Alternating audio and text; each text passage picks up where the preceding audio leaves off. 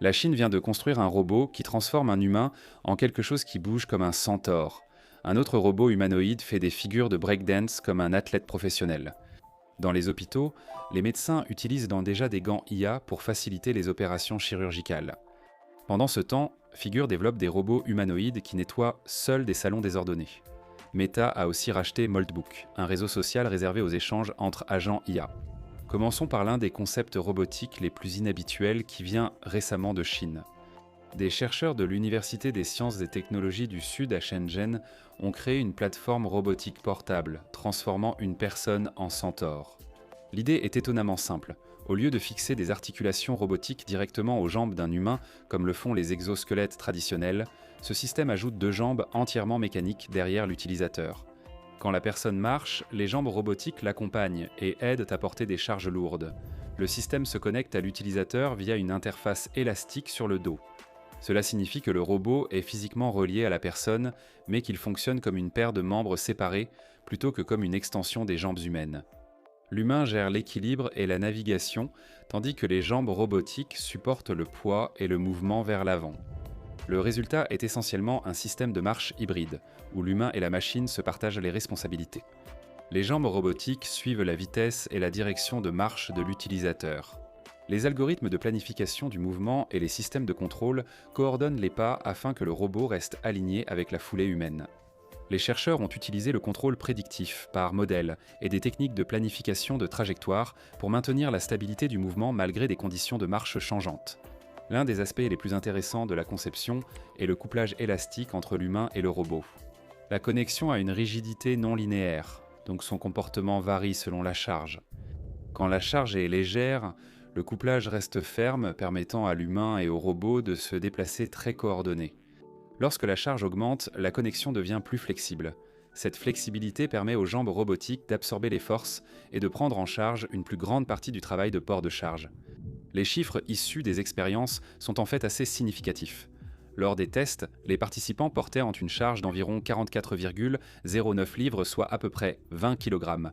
Avec l'assistance des jambes robotiques, la consommation d'énergie métabolique a diminué d'environ 35%. Par rapport à la marche avec la même charge au même moment, la pression sur les pieds a diminué d'environ 52%. Le système ne facilite pas seulement la marche, il réduit aussi fortement la contrainte physique sur le corps lors du transport d'un équipement lourd. Lors des essais, les jambes robotiques ont pu supporter plus de la moitié du poids transporté, tandis que la personne continuait à marcher de manière assez naturelle.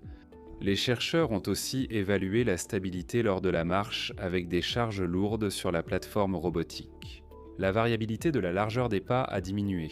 En d'autres termes, leur façon de marcher est restée plus stable, même en portant du poids. L'équipe estime que ce robot portable pourrait être utile pour diverses tâches exigeantes. La logistique militaire est un exemple évident, où les soldats portent souvent un équipement extrêmement lourd sur de longues distances. Les opérations de sauvetage en cas de catastrophe sont un autre scénario où les intervenants doivent déplacer du matériel sur un terrain accidenté. Les environnements industriels, surtout pour les emplois impliquant le transport répété de charges lourdes, pourraient aussi en profiter. La plateforme redistribue les charges verticales tout en fournissant une assistance à la traction horizontale. Cela signifie qu'elle supporte le poids et aide à pousser l'utilisateur vers l'avant en même temps. Le résultat, c'est que les gens peuvent parcourir de plus longues distances avec moins de fatigue tout en transportant de lourdes charges. La recherche décrivant le robot portable de style Centaur a été publiée dans l'International Journal of Robotics Research. Maintenant, un autre développement intéressant vient des chercheurs de l'Institut de Pékin pour l'intelligence artificielle générale, qui ont présenté un nouveau cadre de mouvement appelé Omni Extreme. Dans leur démonstration, un robot humanoïde Unitree Jeon a réalisé une longue séquence de mouvements très athlétiques avec lesquels la plupart des robots ont encore du mal. Le robot a exécuté des figures de breakdance, des coups de pied d'arts martiaux, des roulades avant, des coups de pied papillons, des roues, des squats pistolets alternés et des pompes. Il a même réalisé 5 saltos Webster consécutifs et a terminé par une série rapide de flips arrière. Certaines des figures comprenaient des Thomas Flair et des rotations de style b-boy, qui nécessitent des changements de contact rapides avec le sol. Les mouvements très dynamiques ont toujours posé problème aux robots humanoïdes. L'apprentissage par renforcement sert à entraîner ces compétences, mais le contrôle devient instable dès que les mouvements augmentent. Selon le chercheur Xiang Wang, de nombreuses démonstrations reposaient sur des politiques de suivi surajustées à un mouvement, rendant la transition vers d'autres mouvements peu fiables. Omnixtreme adopte une approche différente, avec un apprentissage en 2 étapes. D'abord, une politique de base unifiée est entraînée grâce à l'appariement de flux via Dagger pour agréger les connaissances de mouvement de plusieurs experts du suivi. Dans la 2e étape, cette politique de base est figée et une politique résiduelle est optimisée sous des contraintes strictes du moteur, une randomisation du domaine et une régularisation de la sécurité énergétique. Pour combler l'écart entre la simulation et le monde réel, le résultat est un algorithme unique capable de contrôler de nombreux mouvements extrêmes, au lieu d'entraîner des politiques séparées pour chaque compétence. Selon Big A, le cadre a atteint des taux de réussite supérieurs à 90% sur plusieurs tâches hautement dynamiques. Les chercheurs ont aussi mené des études d'ablation pour identifier les parties clés du système, évaluant la stabilité, le taux de réussite, la consommation énergétique et la sécurité du robot. L'objectif est d'équilibrer réalisme du mouvement et évolutivité pour que les humanoïdes apprennent de nombreuses compétences de complexes sans tout réentraîner. Une autre actualité liée à l'IA dans le domaine de la santé en ce moment concerne quelque chose qui semble presque futuriste. Des chercheurs travaillant sur un système appelé METOS ont présenté une nouvelle série de gants intelligents et habiles conçus pour aider les médecins à effectuer des tâches médicales délicates avec l'assistance de l'IA. Les gants font partie d'un projet plus large dirigé par une équipe conjointe de Stanford et Princeton.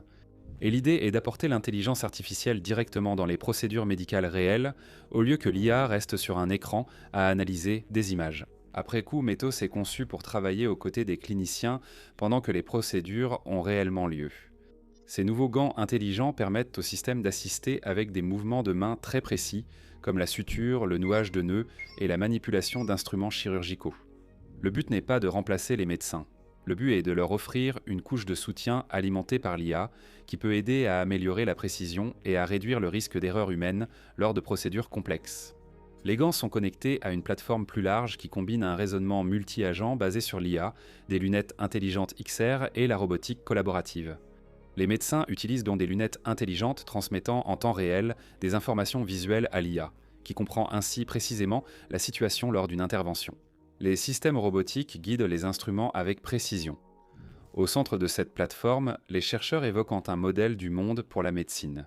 Au lieu de simplement analyser les données médicales, l'IA construit une compréhension tridimensionnelle en constante évolution de la scène chirurgicale. Elle peut reconnaître l'anatomie, suivre les instruments, anticiper la prochaine étape d'une intervention et assister les cliniciens à mesure que les conditions évoluent. Ce qui est si remarquable, c'est que le système est déjà intégré dans des environnements cliniques réels.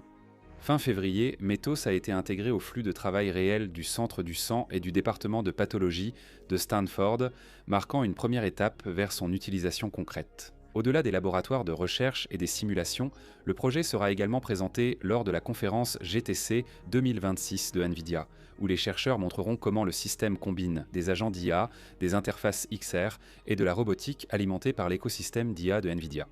Les développeurs derrière METOS décrivent les gants intelligents comme une étape importante vers l'IA incarnée. En médecine, l'intelligence artificielle ne fait pas qu'analyser des données, elle aide aussi à accomplir des tâches physiques avec les cliniciens. Si des systèmes comme celui-ci continuent d'évoluer, la salle d'opération du futur pourrait devenir un lieu où les médecins et les systèmes d'IA collaborent directement, combinant l'expertise humaine avec la précision des machines lors de certaines des procédures les plus délicates en médecine. Très bien, maintenant. Le fabricant de robots, Figure IA, a récemment publié une nouvelle vidéo de son robot humanoïde, Figure 03, en train de nettoyer un salon en désordre. La démonstration met en avant les dernières capacités du système Helix 02 de la société. Contrairement aux démonstrations précédentes, où les robots travaillaient en environnement contrôlé comme des usines ou cuisines, ce scénario est délibérément désordonné. Les salons sont des environnements imprévisibles, remplis d'objets éparpillés, d'espaces étroits et de conditions en constante évolution.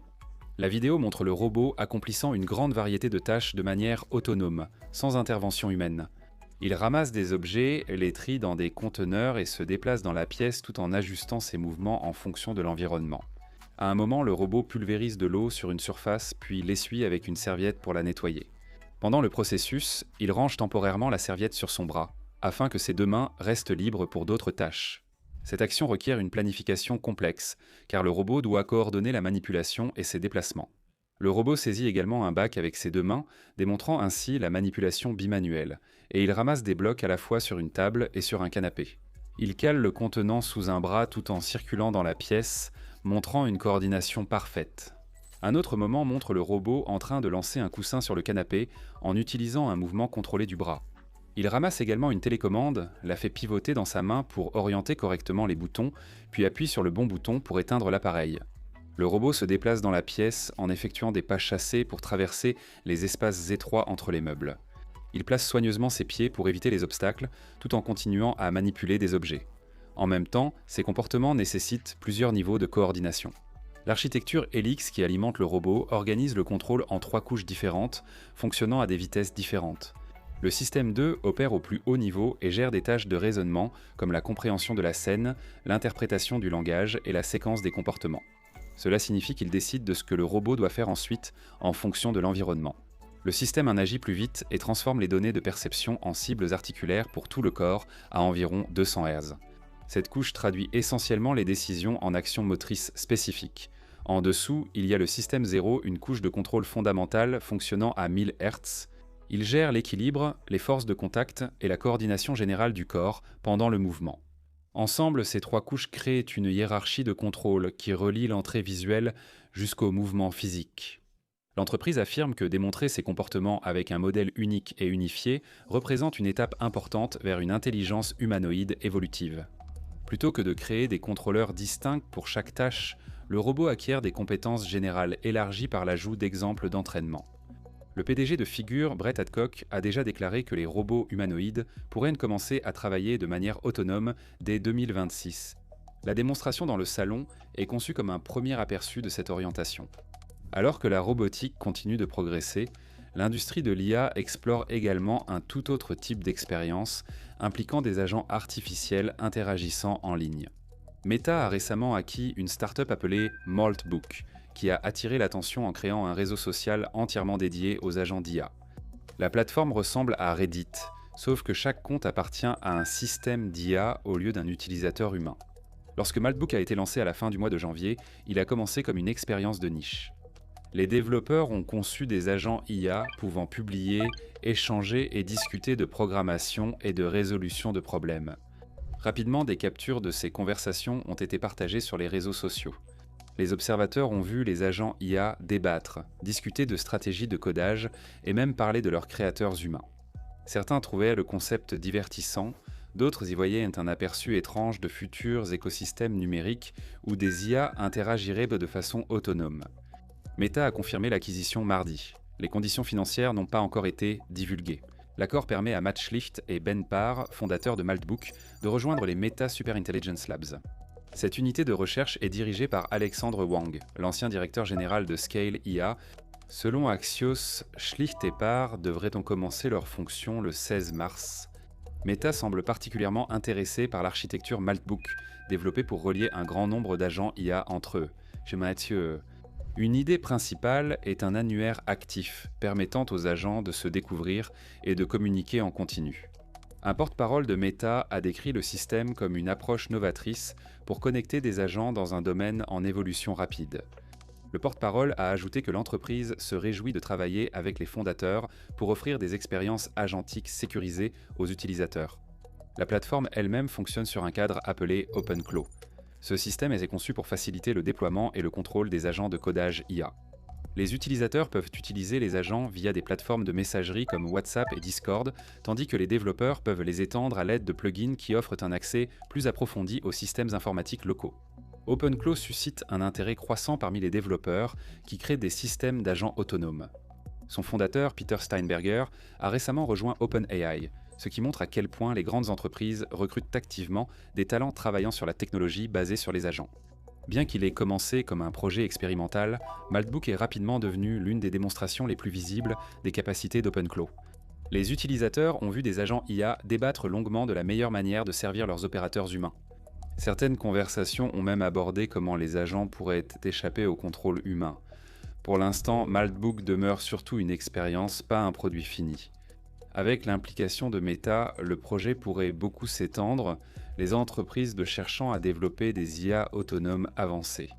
C'est tout pour cette fois. Dites-moi ce que vous pensez de ces développements dans les commentaires, et comme toujours, merci d'avoir regardé. On se retrouve dans la prochaine vidéo.